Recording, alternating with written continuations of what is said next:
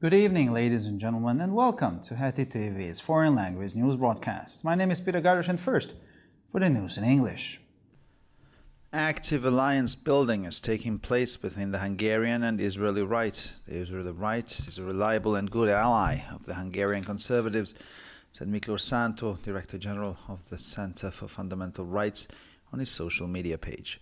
The Director General of the Center for Fundamental Rights has also held talks in recent days with Eli Chazan, the Foreign Affairs Director of the Likud party led by Benjamin Netanyahu, who won the Israeli elections, and Ron Dermer, Israel's former ambassador to Washington. In meetings with local conservative politicians, journalists, and think tanks, there was a consensus that progression around the world has launched a comprehensive attack on the Judeo-Christian cultural foundations of our civilization, on national identity and state sovereignty, and on the family and children. As this is also seen in Israel as global in nature, those who seek to protect the triple unity of God, country, and family must act together, the Director General pointed out. U.S. President Joe Biden called Israel's incoming Prime Minister Benjamin Netanyahu on Monday, 4 days after the final vote count showed he had won the elections. The U.S. President congratulated Netanyahu on his victory in last week's national elections. The Likud party said Biden told Netanyahu that his commitment towards Israel was unquestionable. In response, Netanyahu told Biden that together the two leaders can bring about more historic peace agreements and that the U.S.-Israel relationship is stronger than ever. Volodymyr Zelensky said in a video message that whoever helps Russia must answer for the consequences. He added that he believes the pressure on the Iranian regime should be stepped up, plus it should be punished for its complicity in terror. He stressed that the whole world will know that Iran is helping Russia and that without Iranian arms supplies, he believes they would be closer to peace. We would be closer to overcoming the food crisis, stabilizing the energy market, protecting ourselves from radiation threats. Anyone who helps Russia in the war must be held accountable, added Volodymyr Zelensky, according to a Mandiner summary. South Korean President Yoon Seok-yeol apologized on Monday for the tragedy in Seoul on Halloween, which killed 156 people, promising to punish those responsible and review security measures. On the night of the 29th of October, mostly young people were killed and 197 injured when people flooded the narrow alleyways of Seoul's Itaewon district on the first public Halloween night since restrictions were lifted following the outbreak of the coronavirus. I dare not compare myself to parents who have lost daughters and sons, but as president it is my job to protect people and their safety, and it breaks my heart. I am sorry and I apologize to the families who are experiencing an unspeakable tragedy and to all those who share their pain and sorrow, Yoon said. The police have come under fire for the tragedy after it emerged that only 137 people were deployed to Itaewon compared to preliminary estimates of 100,000 revelers. The police must undergo extensive reform because it is essential to assess the risks and prevent accidents to protect people's safety, Yoon said on Monday. And finally, for the weather in the evening, air movement will remain light, but gray clouds may return. Tomorrow is expected to be sunny and milder. The temperatures will average around 4 to 8 degrees Celsius in the morning and 12 to 18 degrees Celsius in the afternoon hours. For further news, please visit our websites at www.hetitv.com or breuerpress.com. Thank you for your attention. So much for the news in English, and now for the news in German.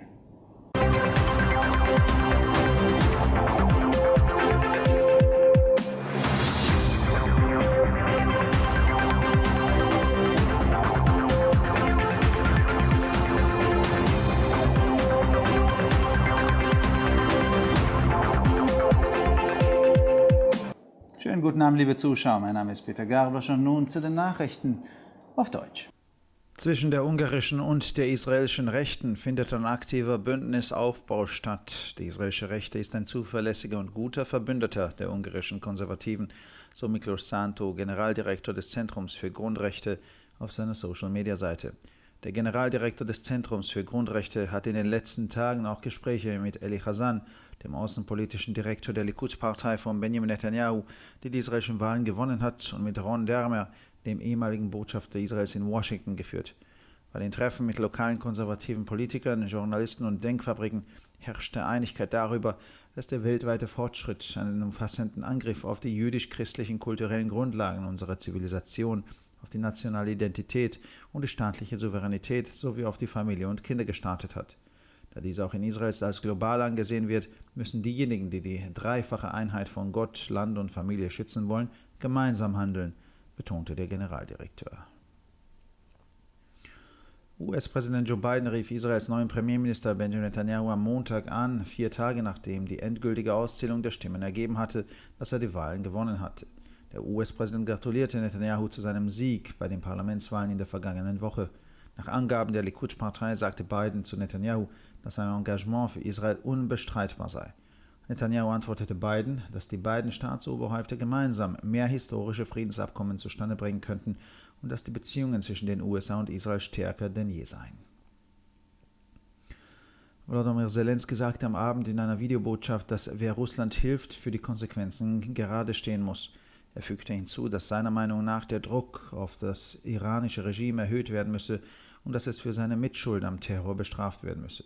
Er betonte, dass die ganze Welt wissen werde, dass der Iran Russland helfe und dass man ohne iranische Waffenlieferungen dem Frieden näher käme. Wir werden näher dran, die Nahrungsmittelkrise zu überwinden, den Energiemarkt zu stabilisieren und uns vor Strahlungsbedrohungen zu schützen. Jeder, der Russland im Krieg hilft, muss zur Rechenschaft gezogen werden, fügte Volodymyr Zelensky laut einer Zusammenfassung von Mandina hinzu.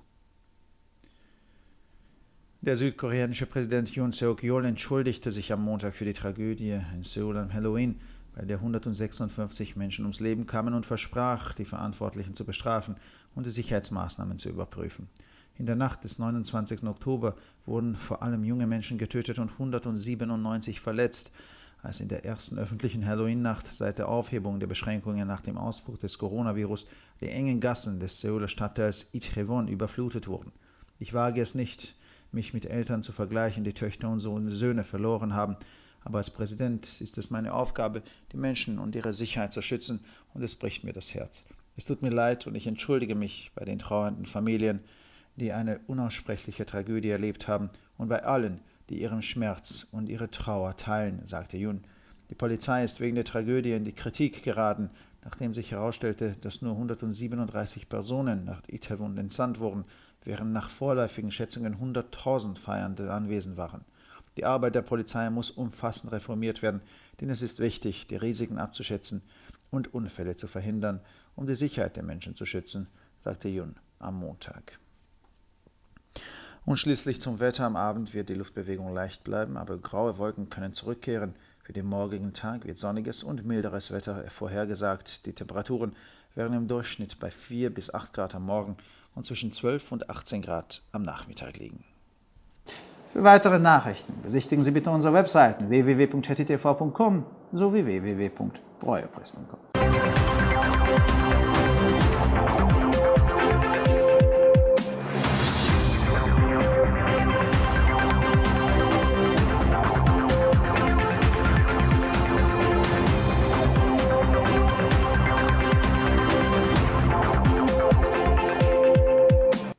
שלום וערב טוב, כאן ציפי בוכמן וילדבאום עם החדשות בעברית. בניית ברית פעילה מתקיימת בין מפלגות הימין ההונגרי והישראלי. מפלגת הימין הישראלית היא בעלת ברית אמינה וטובה של השמרנים ההונגרים. כך אמר מיקלוש סנטו, מנכ"ל המרכז לזכויות יסוד ברשתות החברתיות. מנכ"ל המרכז לזכויות יסוד קיים בימים האחרונים פגישה עם מנהל החוץ של הליכוד אלי חזן ורון דרמר, לשעבר שגריר ישראל בוושינגטון. סנטו הוסיף כי בפגישות עם פוליטיקאים שמרנים מקומיים, עיתונאים ומכוני מחקר הייתה הסכמה שהקדמה פתחה במתקפה כלל עולמית מקיפה נגד הבסיס התרבותי היהודי נוצרי של הציביליזציה, הזהות הלאומית וריבונות המדינה שלנו, כמו גם המשפחה והילדים. מכיוון שגם ישראל רואה שזהו טרנד גלובלי, מי שמנסים להגן על האחדות המשולשת של אלוהים, מולדת ומשפחה, חייבים לפעול ביחד, כך ציין המנכ"ל. נשיא ארצות הברית ג'ו ביידן התקשר ביום שני לראש ממשלה הנכנס של ישראל בנימין נתניהו, 4 ימים לאחר שספירת הקולות הסופית הראתה שהוא ניצח בבחירות. נשיא ארצות הברית בירך על ניצחונו של נתניהו בבחירות הלאומיות בשבוע שעבר. לפי מפלגת הליכוד, ביידן אמר לנתניהו כי מחויבותו לישראל בלתי מוטלת בספק. בתגובה אמר נתניהו לביידן כי שני המנהיגים יחדיו יכולים ליצור הסכמי שלום היסטוריים יותר, וכי היחסים בין ארצות הברית וישראל חזקים מתמיד. בהודעת הווידאו הרגילה שלו, ולדימיר זלנסקי הצהיר כי מי שעוזר לרוסיה חייב לשאת בתוצאות. הוא הוסיף, לדעתו יש להגביר את הלחץ על המשטר האיראני וגם להענישו על שותפותו לטרור. הוא הדגיש שהעולם כולו ידע שאיראן עוזרת לרוסיה, ולא משלוחי הנשק לאיראן הם יהיו יכולים להיות קרובים יותר לשלום. היינו קרובים יותר להתגבר על משבר המזון, לייצב את שוק האנרגיה ולהגנה מפני סכנת הקרינה. כל מי שעוזר לרוסיה במלחמה חייב לתת דין וחשבון, כך הוסיף ולדימיר זלנסקי לפי הסיכום של מגזין מאנדייר. ביום שני נשיא דרום קוריאה יון סוק יאול התנצל והבטיח להעניש את האחראים ולבחון את אמצעי ההבטחה לטרגדיית ליל כל הקדושים בסיאול, בה נהרגו 156 בני אדם.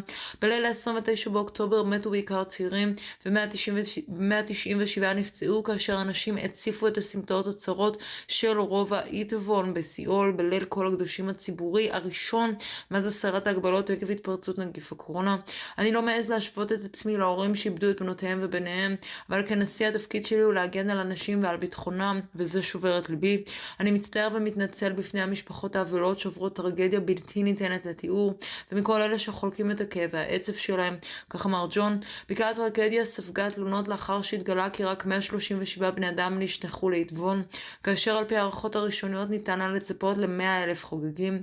עבודת המשטרה חייבת לעבור רפורמה מקיפה, כי זה חיוני להעריך סיכונים ולמנוע תאונות כדי להגן על בטיחות האנשים. כך אמר רבעון ביום שני. ועכשיו נעבור תחזית מזג האוויר. הרוח תישאר חלשה בערב, אך שוב עשויים להיווצר ערפל. מחר צפוי להיות בהיר ומתון יותר. הטמפרטורות יהיו בין 4 ל-8 מעלות בבוקר ובין 12 ל-18 מעלות אחר הצהריים. לחדשות נוספות, אנא בקרו באתרי האינטרנט שלנו, etitv.com או broyerpress.com. עד כאן החדשות, תודה שהייתם איתנו ושיהיה המשך ערב נעים.